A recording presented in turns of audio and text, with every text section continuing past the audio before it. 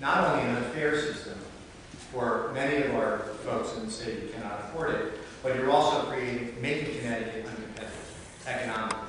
I believe that that there is a significant drag on our economy that is caused by the fact that we rely so heavily on the property tax. And while property, if you remember, before this crisis hit us in 2008, I still remember when Governor Rowe was in office, and there was talk about outright rebellion over the property tax that was developing and brewing in our state, and that there were already protests at the Capitol, and it was going to get worse. You could tell. And then the Wall Street crash hit, and everybody kind of forgot about property tax as the crisis of du jour, because we had a bigger crisis going on around the world.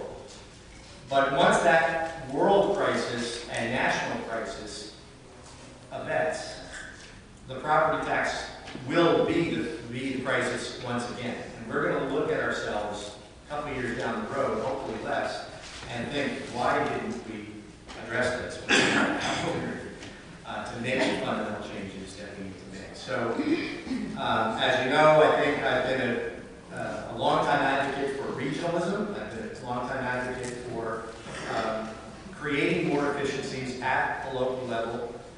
I think we've done the best we can do in terms of offering incentives for cities and towns and boards of education to voluntarily take action to merge, and I think many of them, I would say virtually all towns and cities, and I think most boards of ed have made some efforts to trim their costs and try to regionalize services and create more efficiencies. But it's all been on an incentive basis. There's not been, we've created funds to sort of encourage this to happen.